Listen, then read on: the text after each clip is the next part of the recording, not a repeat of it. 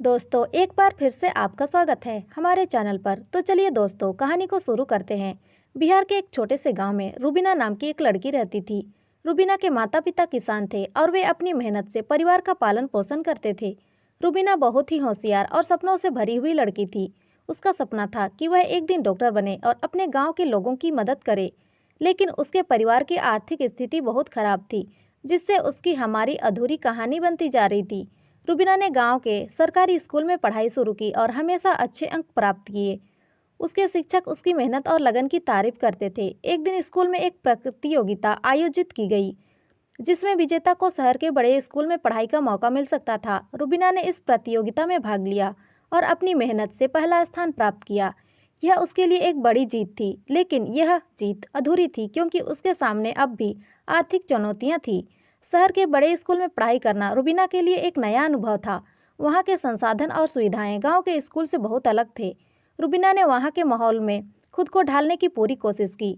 उसने दिन रात मेहनत की और सपनों को साकार करने की हर संभव प्रयास किया, लेकिन उसकी हमारी अधूरी कहानी अभी पूरी हुई नहीं थी। रूबीना के परिवार की आर्थिक स्थिति दिन ब दिन खराब होती जा रही थी। उसके पिता बीमार पड़ गए और परिवार पर आर्थिक बोझ और बढ़ गया। रूबीना को अपनी पढ़ाई छोड़ने का विचार आया। उसने सोचा कि उसके सपने शायद अधूरे ही रह जाएंगे, लेकिन उसके दोस्तों और शिक्षकों ने उसे प्रेरित किया और कहा कि उसे अपने सपनों को अधूरा नहीं छोड़ना चाहिए। रूबीना ने फिर से हिम्मत जुटाई और अपनी पढ़ाई जारी रखी। वह सुबह सुबह उठकर खेतों में काम करती और फिर स्कूल जाती। रात को वह देर तक जागकर पढ़ाई करती। उसके संघर्ष और मेहनत ने उसे आगे बढ़ने की ताकत दी।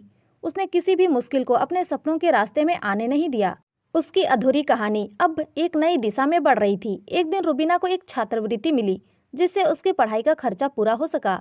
यह उसके लिए एक बहुत बड़ी राहत थी। उसने अपनी पढ़ाई पर पूरा ध्यान दिया और अपने सभी परीक्षाओं में अच्छे अंक प्राप्त किए।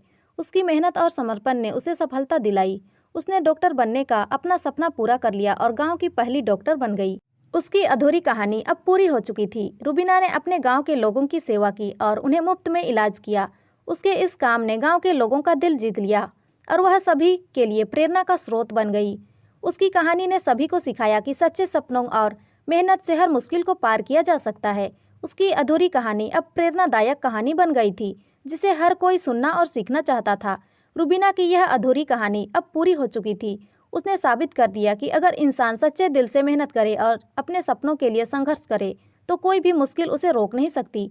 उसकी कहानी ने सभी को सिखाया कि सच्चाई और मेहनत की ताकत से हर सपना पूरा किया जा सकता है। उसकी अधूरी कहानी अब एक आदर्श कहानी बन गई थी, जिसे हर कोई सुनना चाहता था। रूबीना की कहानी पूरे गांव में एक नई जागरूकता फैलाई। बच्चों ने उसे प्रेरणा ली और अपने सपनों को पूरा करने के लिए मेहनत करने का संकल्प किया।